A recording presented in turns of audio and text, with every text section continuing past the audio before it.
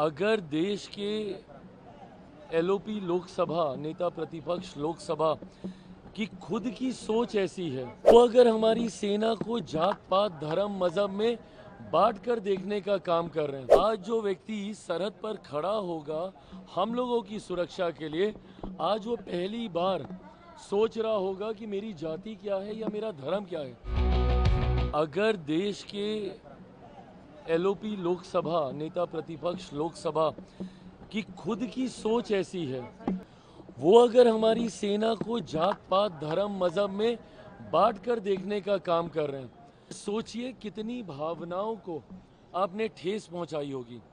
आज जो व्यक्ति सरहद पर खड़ा होगा हम लोगों की सुरक्षा के लिए, आज वो पहली बार सोच रहा होगा कि मेरी जाति क्या है या मेरा धर्म क्या है। इससे ज़्यादा दुखद शर्मनाक तो ये है ही, साथ में ये दुखद बयान भी है।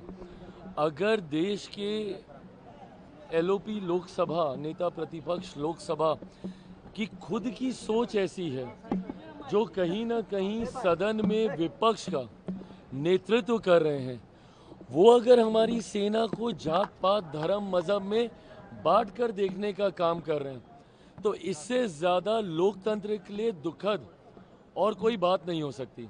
जैसा मैंने कहा कि ये बयान तो शर्मनाक है ही, मैं उस पर मैं जा ही नहीं रहा, पर सोचिए कितनी भावनाओं को आपने ठेस पहुंचाई होगी।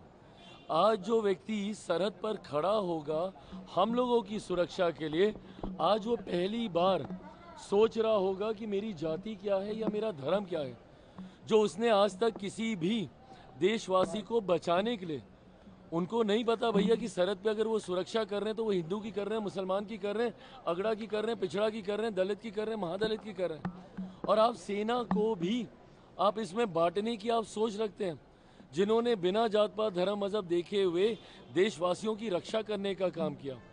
और अगर आपको इतनी ही चिंता है राहुल जी, तो बता दीजिए ना कि देश की सत्ता में लंबे समय तक कौन था शासन में। भैया आप आपके परिवार के लोग थे ना। अगर आपको सत्ता में भी, अगर आपको सेना में भी जाति के आधार पर अगर आपको विभाजन करना था तो करवा देते। नेहरू जी थे आप ही के परिवार के थे, इंदिरा जी थी आप ही के परिवार की थी, आपके खुद के पिताजी मंत्री प्रधानमंत्री रह चुके हैं, उनसे आप करवा देते। आज आपको ये याद आ रहा है। चुनाव में मैं समझता हूँ कई बार हताशा होती है, निराशा होती है, कई बार आप ऐसी बातें बोलते हैं जिससे ध्रुवीकरण हो, बट एक मर्यादा हमेशा रखनी चाहिए। सेना एक ऐसा विषय है जिसको किसी भी राजनीति में किसी भी तरीके से कतई नहीं लाना चाहिए। आज राहुल गांधी जी के इस बयान ने ना सिर्फ मौजूदा जवानों को, सैनिकों को अपमानित करने का काम किया है, बल्कि हर वो शहीद जो सरहद पर हम लोगों की रक्षा करते हुए शहीद हुए हैं, आज उनकी भी आत्मा को ठेस पहुंचाने का काम राहुल गांधी जी के द्वारा किया गया। यादव ने एक वीडियो शेयर किया है जिसमें अररिया में ब्रिज कोलैप्स कर गया है सर। एक सभा हुई थी आरजेडी का, उसमें घटना को लेकर गाना गाया जा रहा है, चुनावी सभा है वो भी आरजेडी की। देखिए आरजेडी के कल्चर में ये रहा है, उनकी कार्यशैली का ये हिस्सा रहा है, हुड़दंग मचाना, गोली बारूद, इस तरीके के चीज़ों का इस्तेमाल करना। ये वही 90 के दौर के ही है ना जिस जंगल राज की हम लोग बात करते हैं। आज भी आप इनकी सभाओं में देखिए किस तरीके से हुड़दंग मचता है, किस तरीके से एक अराजकता का माहौल इनकी सभाओं में रहता है। तो ये अपने में दर्शाता है कि भाई सोच और कार्यशैली तो इनकी वो 90 के दशक वाली है ना। अब जब ये लोग ऐसे ऐसे गाने अगर ये लोग प्रमोट कर रहे हैं, ऐसी भाषा, ऐसी बॉडी लैंग्वेज को ये प्रमोट कर रहे हैं, अभी तो सत्ता से दूर हैं। इसीलिए फर्स्ट टाइम वोटर्स को जब हम लोग जंगल राज की याद दिलाते हैं ना, क्योंकि उनको पता नहीं है कि अगर ये आ गए कहीं गलती से भी, आएंगे नहीं बट हाइपोथेटिकली, अगर ये आ गए गलती से भी तो बिहार में आतंक मचा देंगे। एसआईआर पर सर सबसे ज्यादा बंगाल में हिंसा हो रही, ममता बनर्जी कर दी आग से नहीं खेली, आग लगा देंगे, बीजेपी को भी धमकी दिया। अरे इन लोगों का समझ में नहीं आता। शिकायत भी यही लोग करेंगे कि भैया धांधली कर रहे हैं, प्रक्रिया का इस्तेमाल किया जाएगा उसको सुधार करने के लिए।